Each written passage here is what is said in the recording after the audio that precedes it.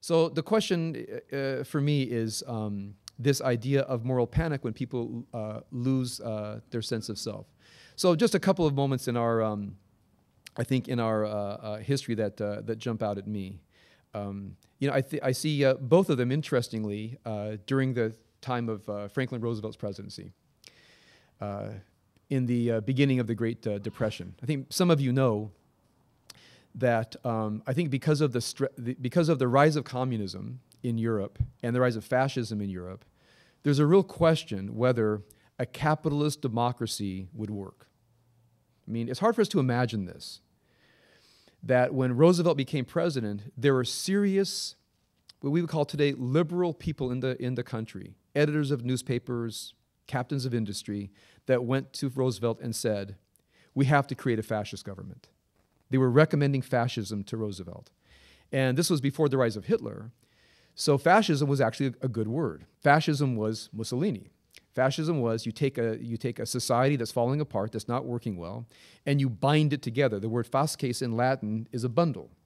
And the idea of everybody doing their own thing and everybody participating in the free market and everybody having their own idea, people began to question, is this sustainable?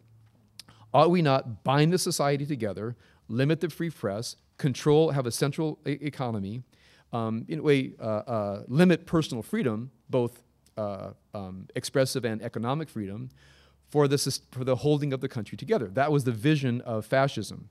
We don't see it that way today. We don't understand that fascism in the 1920s was really, you might say, a very strong kind of socialism, meaning the society will be brought together for a common goal, the limitation of personal liberty. And Italy, by the way, Mussolini was a few times on the cover of Time magazine, and many people thought that Mussolini was the future of the world. I mean, if you look at, it will stun you, but we have some of Winston Churchill's speeches in the 1930s where he says Mussolini is maybe the greatest man in the world. We have to listen to this guy. We have to do what he's doing.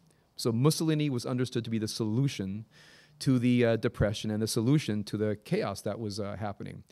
So people come to Roosevelt, and they're recommending, and I think had Roosevelt been a different man, okay, that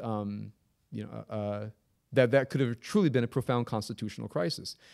He did things, like trying to pack the court and so forth when he couldn't get his legislation through. But there's a temptation for a person to say, my vision is so strong that I can override the Constitution. And I think Roosevelt, to his credit, as George Washington, to his credit, I think Washington had a much greater temptation, said to themselves, I stand for an idea that is greater than the problem at hand. Okay? Whatever the problem at hand is, there's an idea to which I'm committed. And people, I think, were around Roosevelt saying, you're crazy. Because if this depression goes any further, there's going to be a revolt. Look what happened in Russia. Remember, the communist revolution in Russia was only 15 years ago. I mean, 15 years ago was 1995 for us.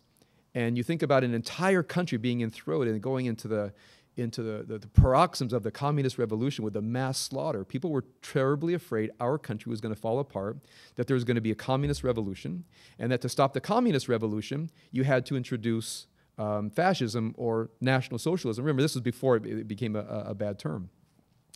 And I think when you read the accounts of Roosevelt's first 100 days in office and all the stresses there, he had a very deep instinct not to do it. Interesting for me that the time of Roosevelt's greatest failure, and again, the idea where the problem becomes more important than the idea in our country's history, was of course the incarceration of the Japanese on the west coast of the United States. Okay? I mean, there is simply no way in the law that you can say, we're taking a few 100,000 people, we're taking them out of their homes and putting them in relocation camps, taking away their property, taking away their personal liberties without due process. There's just absolutely no way one can see this in the Constitution. It's probably outside the Civil War, when there's actually a war going on, it is the greatest mass violation of constitutional rights in our nation's history. There's nothing that parallels it. And again, my sense is that the problem was greater than the idea. There's a real fear of a Japanese invasion of the West Coast, and a real fear. I think there's a racial dimension, because the Japanese were racially other. It was easier to look at them and say, this is a possibly hostile community. So, when I look at that period, I think about the idea of moral panic. One moral panic is, we want a fascist leader. It's like the people of Israel when they went to Samuel and said, we want a king. And Samuel said, you don't want a king. Here's what kings will do to you. And they said, no, no, we want a king. And they got their king, and the king did exactly what Samuel said they would do. And again, there was a sense of moral panic. The people did not trust the fact that, that in their tribal confederation, they could continue to exist. They wanted the security of the, of the central leader.